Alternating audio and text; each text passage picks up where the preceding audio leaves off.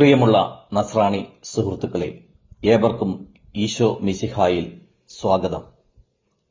ഇന്ന് നമ്മൾ വിചിന്തനം ചെയ്യുന്നത് സിറോ മലബാർ സഭയുടെ പുതിയ തലവൻ സഭയ്ക്ക് രക്ഷകനാകുമോ എന്നുള്ള കാര്യമാണ്. നമ്മൾ ഇന്ന് നോക്കുമ്പോൾ സോഷ്യൽ മീഡിയയിൽ വളരെയേറെ അഭിപ്രായങ്ങളും ഗോസിപ്പുകളും ഇതിനോടനുബന്ധിച്ച് നമ്മൾ കേൾക്കുന്നുണ്ട്. ഇന്ന വ്യക്തിയാണ് വരേണ്ടത്, ഭരണ പരിചയവും പക്വതയും ഇരുത്തവുമുള്ള ചില വ്യക്തിത്വങ്ങൾ ഈ സ്ഥാനം അലങ്കരിച്ചു കഴിഞ്ഞാൽ സഭയിലെ പ്രശ്നങ്ങൾക്ക് പരിഹാരമാകും എന്ന് കുറച്ചുപേര് പറയുന്നു. വേറെ ചിലർ പറയുന്നു നല്ല ചുറുചുറുക്കും പഠിപ്പുമുള്ള ചെറുപ്പമുള്ള ഒരു പുതുമുഖങ്ങൾ ഒക്കെ വന്നു കഴിഞ്ഞാൽ സഭയുടെ പ്രശ്നങ്ങൾക്ക് പരിഹാരമാകും. ഇതിനോടനുബന്ധിച്ച് തന്നെ ചില വ്യക്തികൾ യാതൊരു കാരണവശാലും ആകരുത് എന്ന് കാമ്പയിൻ ചെയ്യുന്ന സംഘടനകളും സമൂഹങ്ങളും ഗ്രൂപ്പുകളും വിശ്വാസ സമൂഹങ്ങളും എല്ലാം നമുക്ക് ചുറ്റുമുണ്ട്. ഈ അവസരത്തിൽ ഈ തെരഞ്ഞെടുപ്പും ഇതിന്റെ ഒരു പശ്ചാത്തലവും സിറോ മലബാർ സഭയുടെ ഹയരാർക്കിയും ആ കാര്യങ്ങളെക്കുറിച്ച് അതിന്റെ പിന്നാമ്പുറത്തെക്കുറിച്ചൊക്കെ ചെറുതായിട്ട് നമുക്കൊന്ന് വിശകലനം ചെയ്യാം. 11-ാം പിയൂസ് മാർപ്പാപ്പ 1923 നമ്മുടെ സഭയുടെ ഹയരാർക്കി സ്ഥാപിച്ചത്. 1992 ജോൺ പോൾ രണ്ടാമൻ മാർപ്പാപ്പ നമ്മുടെ സഭയ്ക്ക് മേജർ ആർക്കി എപ്പിസ്കോപ്പൽ പദവി നൽകി. ഈ സഭയിൽ മാർ ആന്റണി പടിയറ, മാർ വർക്കി വിധേയത്തിൽ, മാർ ജോർജ് ആലഞ്ചേരി എന്നിവരാണ് കഴിഞ്ഞ 3 ടേംസിൽ പിന്നോട്ട് പോയി കഴിഞ്ഞാൽ സഭയുടെ നാഥന്റെ സ്ഥാനം അലങ്കരിച്ചത്. ഈ കഴിഞ്ഞ മാസം ജോർജ് ആലഞ്ചേരി പിതാവ് സ്ഥാനത്യാഗം ചെയ്യുകയുണ്ടായി. അദ്ദേഹം നീണ്ട സമയങ്ങൾ സിറോ മലബാർ സഭയിലെ വിശിഷ്ടമായ ഒത്തിരിയേറെ സേവനങ്ങൾ ചെയ്യുകയുണ്ടായി. അതിലേറ്റവും പ്രധാനപ്പെട്ടത് ലോകം മുഴുവൻ സിറോ മലബാർ സഭയുടെ പ്രേക്ഷിത ചൈതന്യം എത്തിച്ചേരുവാനും അവിടെയെല്ലാം സഭകൾ സ്ഥാപിക്കുവാനുമായിട്ടുള്ള അധികാരം നമ്മുടെ സഭയ്ക്ക് വേണ്ടി അദ്ദേഹം നേടിയെടുക്കുകയുണ്ടായി. ഇന്ന് ലോകത്താകമാനം 35 രൂപതകളും മറ്റ് പ്രേക്ഷിത മേഖലകളും ഒക്കെ ആയിട്ട് സിറോ മലബാർ സഭ ലോകത്തിന് പ്രകാശം പരത്തിക്കൊണ്ടിരിക്കുന്നു. രണ്ടാമത്തെ പ്രധാനപ്പെട്ട നേട്ടം എന്ന് പറയുന്നത് ഓരോ പ്രദേശത്തെയും തോന്നുന്ന രീതിയിലുള്ള ആരാധനാ രീതികളെ ക്രമീകരിച്ച് ഏകീകൃത ആരാധനക്രമം ഉണ്ടാക്കി സഭയ്ക്ക് ഒരു പ്രത്യേക കാഴ്ചപ്പാടും സ്പിരിച്വാലിറ്റിയും ആധ്യാത്മികതയും ഒക്കെ സമ്പാദിക്കുവാനായിട്ട് കൊണ്ടുവരുവാനായിട്ട് അദ്ദേഹത്തിന്റെ ദീർഘവീക്ഷണവും അക്ഷീണ പരിശ്രമവും നമ്മളെ സഹായിച്ചു എന്നുള്ളത് ഒരു വാസ്തവമാണ്. അങ്ങനെ ഏകീകൃത കുർബാനക്രമത്തോട് പിന്തിരിഞ്ഞു നിൽക്കുന്നത് എറണാകുളം അങ്കമാലി അതിരൂപതയിലെ വൈദിക സമൂഹമാണ്. മൂന്നാമത്തെ ഒരു നേട്ടം എന്ന് പറയുന്നത് കത്തോലിക്ക കോൺഗ്രസ് എന്ന ഒരു അൽമായ സംഘടന നമ്മുടെ സഭയിൽ വളർത്തിയെടുക്കുവാനായിട്ട് പിതാവിന് സാധിച്ചു. 1918 കേരള കത്തോലിക്ക സഭയിലെ പ്രമുഖരായ അൽമായർ ഒരുമിച്ചുകൂടി ഒരു പ്രസ്ഥാനമുണ്ടാക്കി. ആ പ്രസ്ഥാനത്തിന്റെ തുടർച്ചയാണ് ഇന്നത്തെ കത്തോലിക്ക കോൺഗ്രസ് എന്ന് പറയുന്നത്. എന്നാൽ 50 കാലയളവിൽ ഈ കത്തോലിക്ക കോൺഗ്രസിന്റെ സ്വരം തികച്ചും നിർജീവമായിരുന്നു. അങ്ങനെ നിർജീവമായിരുന്ന അൽമായരുടെ സംഘടനയായ കത്തോലിക്ക കോൺഗ്രസിന് ഒരു പുതുജീവൻ നൽകുവാൻ സഭയുടെ ആന്തരിക കാര്യങ്ങളിലും സഭാമക്കൾ ജീവിക്കുന്ന പൊളിറ്റിക്കൽ അറ്റ്മോസ്ഫിയറിലും സഭയുടെ സ്വരമായി മാറുവാനായിട്ട് ഈ കത്തോലിക്ക കോൺഗ്രസിനെ വളർത്തിക്കൊണ്ടുവരുവാനും അൽമായരുടെ ശബ്ദം സഭയുടെ എല്ലാ മേഖലകളിലും എത്തിപ്പെടണമെന്നുള്ള അദ്ദേഹത്തിന്റെ ദീർഘവീക്ഷണം തന്നെയാണ് ഇത് സൂചിപ്പിക്കുന്നത്. ഈ അവസരത്തിൽ നമ്മൾ ആലോചിച്ചു പോകുന്നത്, ഇത്രയും നല്ല കാര്യങ്ങൾ ചെയ്ത ആലഞ്ചേരി പിതാവിന് എന്തുകൊണ്ട് പെട്ടെന്ന് സ്ഥാനത്യാഗം ചെയ്യേണ്ടി വന്നു എന്നുള്ളതാണ്. അങ്ങനെ സ്ഥാനത്യാഗം ചെയ്തതുകൊണ്ട് മാത്രമാണ് ഇപ്പോൾ ഒരു പുതിയ അഭിഷിക്തനെ സീറോ മലബാർ സഭ അന്വേഷിക്കുന്നത്. പുതിയ അഭിഷിക്തൻ ആര് തന്നെയായിരുന്നാലും, ഏതു തരത്തിലുള്ള വ്യക്തിയാണെങ്കിലും അദ്ദേഹത്തിന് വർക്ക് ചെയ്യുവാനുള്ള തന്റെ മുൻഗാമികൾ കെട്ടിപ്പൊക്കിയ അടിത്തറയ്ക്ക് മുകളിലാണ്. പുതുതായി തിരഞ്ഞെടുക്കപ്പെടുന്ന സഭാതലവൻ ആര് തന്നെയാണെങ്കിലും നമ്മൾ ചിന്തിക്കുന്നുണ്ടോ, അദ്ദേഹം തന്നെ വിചാരിച്ചു കഴിഞ്ഞാൽ നമ്മുടെ സഭയുടെ ഐക്യവും സമാധാനവും ഒത്തൊരുമയും മുമ്പോട്ടുള്ള പ്രയാണവും യേശുവിന് യോജിച്ച രീതിയിൽ കൊണ്ടുപോകുവാൻ സാധിക്കും എന്നുള്ളത്? തീർച്ചയായും സാധിക്കും. എപ്പോൾ? എല്ലാ സഭാഗാത്രവും എല്ലാവരും അദ്ദേഹത്തോട് സഹകരിച്ചാൽ മാത്രമേ അദ്ദേഹത്തിൽ നിക്ഷിപ്തമായിരിക്കുന്ന ദൈവിക ദൗത്യം കംപ്ലീറ്റ് ചെയ്യുവാനായിട്ട് സാധിക്കത്തുള്ളൂ. അതിനോട് നിസ്സഹകരിക്കാൻ ആരെങ്കിലും തീരുമാനിച്ചു കഴിഞ്ഞാൽ തീർച്ചയായിട്ടും അദ്ദേഹവും പരാജയപ്പെടും. അതിനർത്ഥം സഭ തന്നെ പരാജയപ്പെടും. സഭയുടെ ചട്ടക്കൂടുകളുടെ ബലഹീനത മറ്റുള്ളവരുടെ മുമ്പിൽ തുറന്നു കാണിക്കുന്ന വേദിയായി വീണ്ടും മാറും.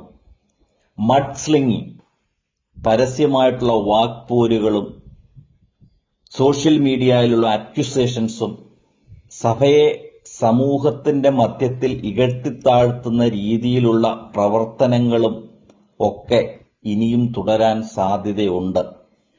ഈ സാധ്യത ഇല്ലാതാക്കണം എന്നുണ്ടെങ്കിൽ നമുക്കറിയാം, ഒരു കുടുംബത്തിലെ കുറവുകൾ, വ്യക്തിപരമായ കുറവുകൾ എല്ലാം നികത്തപ്പെടുന്നത് ആ കുടുംബത്തിനുള്ളിൽ തന്നെയാണ്. നമുക്ക് വ്യക്തിപരമായിട്ടുള്ള പേഴ്സണാലിറ്റി ഡിഫക്റ്റോ മറ്റെന്തെങ്കിലും പ്രശ്നങ്ങളോ ഉണ്ടായിക്കഴിഞ്ഞാൽ അതിനെ പൊതിഞ്ഞ് സൂക്ഷിച്ച് തെറ്റുകൾ തിരുത്തി മുമ്പോട്ട് നടക്കുക എന്നുള്ളത് നമ്മുടെ വ്യക്തിപരമായ ചുമതലയാണ്. അത് തന്നെ കുടുംബത്തിന്റെ, അത് തന്നെ ഇടവകയുടെയും, അത് തന്നെ ഒരു സമൂഹത്തിന്റെയും. നമുക്ക് ചെറിയ തലവേദന ഉണ്ടാകുമ്പോൾ കൈയും കാലും മാറി നിന്ന് പറയത്തില്ല, തലയ്ക്കല്ലേ വേദന, ഞാൻ സഹകരിക്കത്തില്ല. അപ്പൊ കൈ സഹകരിക്കാതിരുന്നു കഴിഞ്ഞാൽ തലവേദന ഉണ്ടാകുമ്പോൾ ഉണ്ടാകുന്ന ചെറിയ അസ്വസ്ഥത മാറ്റുവാനുള്ള അമൃതാഞ്ജനോ ടൈഗർ ബാമോ വിക്സോ അതുപോലുള്ള കാര്യങ്ങളെ അപ്ലൈ ചെയ്യുവാൻ കൈ സഹകരിക്കാതിരുന്നു കഴിഞ്ഞാൽ തലവേദന മൂർച്ഛിക്കുകയാണ് ചെയ്യുന്നത്.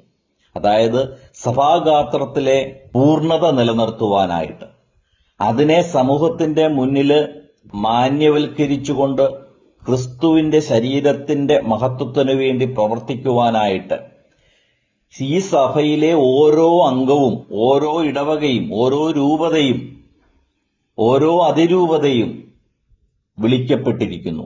അത് ക്രിസ്തുവിന്റെ വിളിയാണ്. അതിന് പോസിറ്റീവായിട്ടുള്ള പ്രത്യുത്തരമാണ് എല്ലാ രൂപതകളിൽ നിന്നും, എല്ലാ വൈദിക സമൂഹത്തിൽ നിന്നും, സന്യസ്തരിൽ നിന്നും പരിശുദ്ധ സഭ പ്രതീക്ഷിക്കുന്നത്.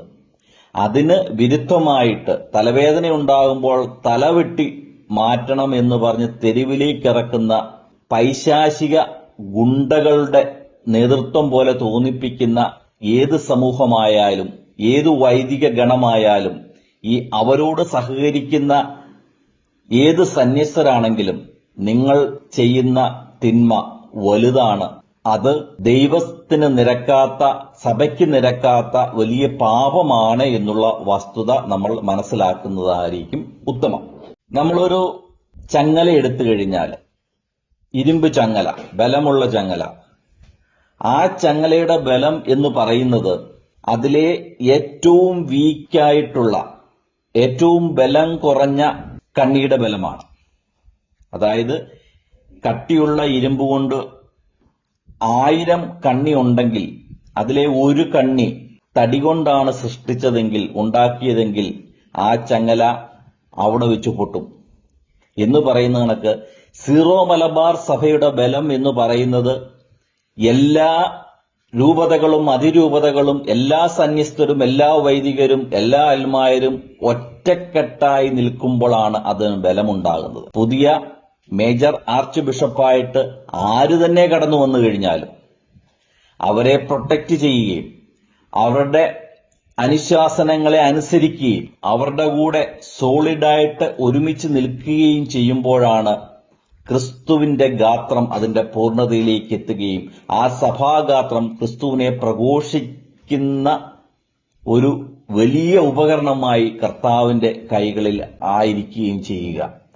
അല്ലാതെ പരസ്പരം മല്ലടിച്ചുകൊണ്ട് ഒരുത്തനെ താഴ്ത്തി വീഴ്ത്തി അവനെ അധികാരത്തിൽ നിന്നും പുറത്തെറിയുവാനുള്ള ത്വരയാണ് നമ്മളെ നയിക്കുന്നതെങ്കിൽ തീർച്ചയായിട്ടും ഈ എല്ലാ എക്സസൈസും ഫലവത്താകത്തില്ല. നമ്മുടെ സ്വാർത്ഥ താല്പര്യങ്ങൾ മാറ്റിവെച്ചുകൊണ്ട് ക്രിസ്തുവിന്റെ വലിയ താല്പര്യങ്ങൾ, സുവിശേഷ പ്രഘോഷണം എന്ന വലിയ താല്പര്യം, ലോകത്തിന് പ്രകാശമായി സഭ മാറുക എന്ന വലിയ താല്പര്യം, എന്റെ ഇഷ്ടമല്ല എന്നെ അയച്ചവനെ എന്നെ വിളിച്ചവന്റെ ഇഷ്ടത്തിന് വേണ്ടി ഇതാ ഞാൻ എന്നെ തന്നെ സമർപ്പിക്കുന്നു എന്നുള്ള ആ തമ്പുരാന്റെ മുമ്പിൽ അടിയറവ് വെക്കുന്ന ആത്മദാരിദ്ര്യത്തിന്റെ ആ ഒരു നേച്ചറെ പ്രകടിപ്പിക്കാത്ത ഒരു വൈദിക സംഘടനയും ഒരു സന്യസ്ത സംഘടനയും കുറ്റം പറഞ്ഞ് പരസ്പരം പോരടിക്കുന്ന എല്ലാ സംഘടനകളും ദൈവത്തിനും നിരക്കാത്ത പാപം ചെയ്യുകയാണ് എന്ന് നമ്മൾ മനസ്സിലാക്കിക്കൊള്ളുക. ഈ ഭൂമിയിൽ മനുഷ്യരായി ജനിച്ച ആരും തന്നെ പൂർണ്ണരല്ല. നമ്മുടെ കുറവുകളെ ദൈവികമായ അറിവ് കൊണ്ടും ദൈവികമായ ഉപദേശം കൊണ്ടും നിറവുകളായി മാറ്റുമ്പോഴാണ് നമ്മുടെ സഭ പ്രകാശിക്കുന്നത്. അത് ലോകത്തിന് മുന്നിൽ വഴികാട്ടിയായി മാറുന്നത്. അങ്ങനെ ലോകത്തിന്റെ പ്രകാശവും ഭൂമിയുടെ ഉപ്പുമായി മാറ്റപ്പെടുവാൻ വിളിക്കപ്പെട്ട സഭാ അധികാരികൾ തന്നെ പരസ്പരം കാലുവാരി ഞാനാണോ നീയാണോ വലുത് എന്നുള്ള ചിന്തകളില് സ്വാർത്ഥമായ അധികാരസ്ഥാനങ്ങൾ ആർജിക്കുവാൻ വേണ്ടി കുൽസിത ശ്രമങ്ങൾ നടത്തുകയാണെങ്കിൽ നിങ്ങളുടെ വിളി വ്യർത്ഥമാണ്. നിങ്ങളുടെ വിളി ശിക്ഷാവിധിക്കുള്ള വിളിയാണ് എന്ന് നിങ്ങൾ മനസ്സിലാക്കിക്കൊള്ളുക. ഈ അവസരത്തില് പരിശുദ്ധ സഭയുടെ ആദ്യത്തെ തലവൻ പത്രോസ്ലീഹ ഏഷ്യ മൈനാറിലുള്ള, അതായത് ഇന്നത്തെ ടർക്കി, അവിടുത്തെ ചില കള്ളപ്രവാചകന്മാർക്കെതിരെ ഒരു ലേഖനം എഴുതിയിട്ടുണ്ട്. സഭയോട് കൂടെ ചിന്തിക്കാത്ത, പത്രോസിനെയും പൗലോസ്ലീഹായെയും അനുസരിക്കാത്ത വ്യാജ്യപ്രവാചകന്മാരെ കുറിച്ചുള്ള ഒരു ലേഖനമാണ് 2 പത്രോസ് 2-ാം അധ്യായം. അതിലെ ഏതാനും ഭാഗങ്ങൾ ഞാനിപ്പോൾ വായിക്കാം. ഇസ്രായേൽ ജനങ്ങൾക്കിടയിൽ വ്യാജപ്രവാചകന്മാരുണ്ടായിരുന്നു. അതുപോലെ തങ്ങളുടെ മേൽ ശീഘ്രനാശം വരുത്തിവെക്കുന്ന വ്യാജ ഉപദേഷ്ടാക്കൾ നിങ്ങളുടെ ഇടയിലും ഉണ്ടാകും. അവർ വിനാശകരമായ അഭിപ്രായങ്ങൾ രഹസ്യത്തിൽ പഠിപ്പിക്കുകയും തങ്ങളെ വില കൊടുത്തു വാങ്ങിയ നാഥനെ പോലും നിഷേധിക്കുകയും ചെയ്യും. പലരും അവരുടെ ദുഷിച്ച മാർഗത്തെ അനുഗമിക്കും. അങ്ങനെ അവർ മൂലം സത്യത്തിന്റെ മാർഗം നിന്ദിക്കപ്പെടും. അത്യാഗ്രഹം കാരണം വ്യാജ്യം പറഞ്ഞ് നിങ്ങളെ അവർ ചൂഷണം ചെയ്യും. നേരത്തെ തന്നെ നിശ്ചയിക്കപ്പെട്ടിരിക്കുന്ന അവരുടെ ശിക്ഷാവിധിക്ക് കാല വിളംബം വരികയില്ല. വിനാശം കണ്ണു തുറന്ന് അവരെ കാത്തിരിക്കുകയും ചെയ്യുന്നു. എന്താണ് ഇവിടെ സംഭവിക്കുന്നത്? അതായത് ദൈവികമായിട്ടുള്ള കൽപ്പനകളും നേതാക്കന്മാരിൽ നിന്നുള്ള അനുശാസനങ്ങളും അനുസരിക്കേണ്ട എന്ന് ജനങ്ങളെ രഹസ്യമായിട്ട് പഠിപ്പിക്കുക, അല്ലെങ്കിൽ നേതാക്കന്മാരെ വിളിച്ചു വരുത്തി സഭാ നേതൃത്വത്തിനെതിരെ ക്ലാസ് എടുക്കുക. സഭയിൽ ഭിന്നിപ്പുണ്ടാക്കുന്ന രീതിയിൽ ഇതാ ഇവിടെ കൊന്ത നിരോധിക്കുവാൻ പോകുന്നു, കുരിശിന്റെ വഴി ഇല്ലാതാക്കുവാൻ പോകുന്നു, പരിശുദ്ധ കുർബാനയുടെ ആരാധന നിർത്തുവാൻ പോകുന്നു. ഇതിന്റെ യാഥാർത്ഥ്യം എന്താണ്? ഇതിന്റെ യാഥാർത്ഥ്യം എന്ന് പറയുന്നത് ഇതുതന്നെയാണ്. വിനാശകരമായ അഭിപ്രായങ്ങൾ രഹസ്യത്തിൽ ജനങ്ങളെ പഠിപ്പിച്ച് ഏതാനും ചില സഭാവിരുദ്ധ ശക്തികൾക്ക് ആക്കം കൂട്ടുക. ഇതിനകത്ത് സത്യമായിട്ടോ ഒന്നും തന്നെ ഇല്ല. നമുക്കറിയാം, ആലഞ്ചേരി പിതാവിനെതിരെ ഭൂമി കേസ് കൊണ്ടുവന്നു. ഈ കേസ് കൊണ്ടുവന്നവരാരാണ്? എന്തിനു വേണ്ടിയാണ് ഇത് കൊണ്ടുവന്നത്? അതിലെന്തെങ്കിലും വസ്തുതയുണ്ടോ? തികച്ചും ചില സാങ്കേതികമായ കാരണങ്ങളാൽ ഏത് സഭാപിതാവിനും ചെയ്തു പോകുന്ന കാര്യങ്ങളെ ആലഞ്ചേരി പിതാവ് ചെയ്തിട്ടുള്ളൂ. പക്ഷേ അദ്ദേഹത്തെ മനഃപൂർവ്വം കള്ളനാക്കുവാൻ വേണ്ടി, കുറ്റക്കാരനാക്കുവാൻ വേണ്ടി, സമൂഹ മധ്യത്തിൽ അപമാനിച്ച് ഇറക്കിവിടുവാൻ വേണ്ടി ചില വൈദികർ, ചില അൽമായരോട് ചേർന്ന് വ്യാജ രേഖകൾ ഉണ്ടാക്കി അത് സിനഡിൽ സമർപ്പിക്കുവാനും അതിൽ പറഞ്ഞിരിക്കുന്ന കാര്യങ്ങളിലൂടെ എത്രയും പെട്ടെന്ന് അദ്ദേഹത്തെ സ്ഥാനഭ്രഷ്ടനാക്കുവാനും ഇവർ തുനിഞ്ഞു എന്നുള്ളത് സൂചിപ്പിക്കുന്നത് ഇവരുടെ ഉള്ളില് ദൈവാരൂപിയോ സഭയെക്കുറിച്ചുള്ള ചിന്തകളോ സഭയുടെ നന്മയോ അല്ല, മറിച്ച് കായീന്റെ മനോഭാവമാണ്. ആബേലിന്റെ ബലി സ്വീകരിച്ച പിതാവായ ദൈവം അവന്റെ ബലി സ്വീകരിച്ചു എന്നറിഞ്ഞപ്പോൾ കായീന്റെ ഉള്ളിൽ ആബേലിന്റെ രക്തത്തിന് വേണ്ടിയുള്ള മുറവിളിയാണ്, രക്തത്തിന് വേണ്ടിയുള്ള വിളിയുടെ സ്വരം കൂടിയപ്പോഴാണ് ആലഞ്ചേരി പിതാവിന് ഒരുപക്ഷെ ഈ സ്ഥാനത്യാഗം ചെയ്യേണ്ടി വന്നിരിക്കുന്നത്. ഈ കഴിഞ്ഞ ആഴ്ചകളിൽ ഒരു വൈദികൻ, ഞാൻ യാതൊരു കാരണവശാലും പരിശുദ്ധ പിതാവിനെ അനുസരിക്കത്തില്ല, കാരണം പരിശുദ്ധ പിതാവ് ടിവിയിലൂടെ ജനങ്ങളെ അഭിസംബോധന ചെയ്തത്, സോഷ്യൽ മീഡിയയിലൂടെ അഭിസംബോധന ചെയ്തത് ഞാൻ വിശ്വസിക്കുന്നില്ല. ഇത് ഏതോ ചങ്ങനാശ്ശേരിക്കാരന്റെയോ ഏതോ പാലക്കാട്ടുകാരന്റെയോ കുൽസിതമായ ശ്രമങ്ങളുടെ ഫലമായി പിതാവിനെ തെറ്റിദ്ധരിപ്പിച്ചതാണ് എന്ന് പരസ്യമായി പ്രഖ്യാപിക്കുന്ന ഒരു വൈദികന്റെ മുഖം എനിക്ക് ഓർമ്മ വരുന്നു. ഈ വൈദികരെ പോലുള്ളവര് തീർച്ചയായിട്ടും അവര് വൈദിക വൃത്തിയിൽ നിന്നും കത്തോലിക്ക സഭയിൽ നിന്നും സ്വയം വിരമിക്കുകയാണ് വേണ്ടത്. ജീസസ് യൂത്തിന്റെ എന്തോ ചാപ്ലയിനോ എന്തോ സ്ഥാനങ്ങളൊക്കെ അലങ്കരിച്ച വ്യക്തിയാണ് എന്ന് ഞാൻ മനസ്സിലാക്കുന്നു. കത്തോലിക്ക സഭയിൽ ഒരു നിമിഷം പോലും തുടർന്നു പോകുവാൻ ഇങ്ങനത്തുള്ളവരെ അനുവദിക്കരുത്. അങ്ങനെ ഒരു സാഹചര്യം നമ്മുടെ സഭയിൽ ഉണ്ടാകണം. സ്വന്തം സഹോദര വൈദികൻ പാലക്കാട്ടുകാരനാണെങ്കിലും ചങ്ങനാശ്ശേരിക്കാരനാണെങ്കിലും ഓസ്ട്രേലിയക്കാരനാണെങ്കിലും അവന്റെ അഭിപ്രായങ്ങളും അവന്റെ ഉദ്ദേശങ്ങളും ദൈവത്തിന്റെ ഉദ്ദേശങ്ങളോട് ചേർന്ന് പരിശുദ്ധ പിതാവിലൂടെ പ്രൊമുൽഗേറ്റ് ചെയ്യപ്പെടുമ്പോൾ അത് അംഗീകരിക്കാതെ കായേനെ കണക്ക് ആബേലിന്റെ രക്തത്തിന് വേണ്ടി മുറവിളി കൂട്ടുന്ന വൈദിക, നീ നിന്റെ വിശിഷ്ട വസ്ത്രങ്ങൾ ഉപേക്ഷിച്ച് അന്ധകാരത്തിലേക്ക് പൊയ്ക്കൊള്ളുക എന്ന് മാത്രമേ ഞങ്ങൾക്ക് പറയുവാനുള്ളൂ.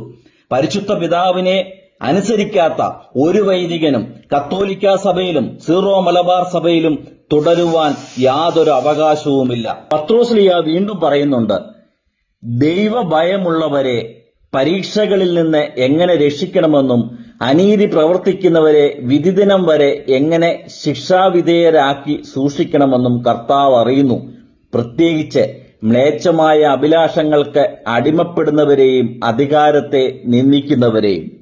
ഇന്ന് നമ്മുടെ പല അതിരൂപതകളിലും നടന്നുകൊണ്ടിരിക്കുന്ന വൈദികരുടെ പെരുമാറ്റ രീതികള്, സന്യസ്തരുടെ രീതികള്, അവർക്ക് ചൂട്ടുപിടിക്കുന്ന നിക്ഷിപ്ത താൽപര്യക്കാരായ അൽമായ സംഘടനകളുടെ പരസ്യമായ അഭിപ്രായ പ്രകടനങ്ങള്, ഇതെല്ലാം പത്രോസ്ലീഹയുടെ ഭാഷയിൽ പറഞ്ഞു കഴിഞ്ഞാൽ ഇങ്ങനെയാണ്: സഹജവാസനയാൽ നയിക്കപ്പെട്ട വിശേഷ ബുദ്ധിയില്ലാത്ത മൃഗങ്ങളാണവർ. ഇവിടെ സഹജവാസനയെക്കുറിച്ച് പറയുന്നു, വിശേഷ ബുദ്ധിയില്ലായ്മയെക്കുറിച്ച് പറയുന്നു. നമുക്ക് സഭയിൽ ഇന്ന് ആവശ്യം പരിശുദ്ധാത്മാവിന്റെ വിവേകവും ആ വിശേഷ ബുദ്ധിയുമാണ്. നമ്മൾ ഒരുമിച്ച് നിന്നുകൊണ്ട് നമ്മുടെ സെമിനാരി പഠനങ്ങൾ പ്രാദേശിക വിഷം കുത്തിവെക്കുന്ന പ്രദേശമാകാതെ പരിശുദ്ധ കത്തോലിക്ക സഭയുടെ വിശാലതയും സ്നേഹവും ഒരുമയും പരിശുദ്ധ പിതാവിനോടുള്ള യോജിപ്പും പരിശുദ്ധാത്മാവിനാൽ നയിക്കപ്പെടുന്ന രീതിയിലുമുള്ള അരൂപിക്ക് ചേർന്ന പഠനങ്ങളും വളർത്തലും പരിപോഷിപ്പിക്കലും നൽകേണ്ട സമയമായിരിക്കുന്നു. ഒരു അതിരൂപതയുടെ കീഴിൽ ഒരു രീതി, വേറൊരു അതിരൂപതയുടെ കീഴിൽ വേറൊരു രീതി, അങ്ങനെ ചിഹ്ന ഭിന്നമായി നിൽക്കുന്ന ഒരു അവസ്ഥയിൽ നിന്നും ഒരേ രീതിയിലുള്ള കരിക്കുലം, ഒരേ രീതിയിൽ ചിന്തിക്കുവാനായിട്ട് വൈദികരെയും സന്യസ്തരെയും അൽമായരെയും പ്രാപ്തരാക്കുന്ന രീതിയിലുള്ള ഒരു സമൂലമായ ചേഞ്ചസ് പുതിയ മേജർ ആർച്ച് ബിഷപ്പായി വരുന്ന വ്യക്തിയുടെ നേതൃത്വത്തിൽ പരിശുദ്ധാത്മാവ് സീറോ മലബാർ സഭയിൽ നമുക്കെല്ലാവർക്കും വേണ്ടി ക്രിസ്തുവിന്റെ മഹത്വത്തിനു വേണ്ടി വാർത്തെടുക്കുവാൻ പരിശ്രമിക്കട്ടെ എന്ന് പ്രാർത്ഥിച്ചു.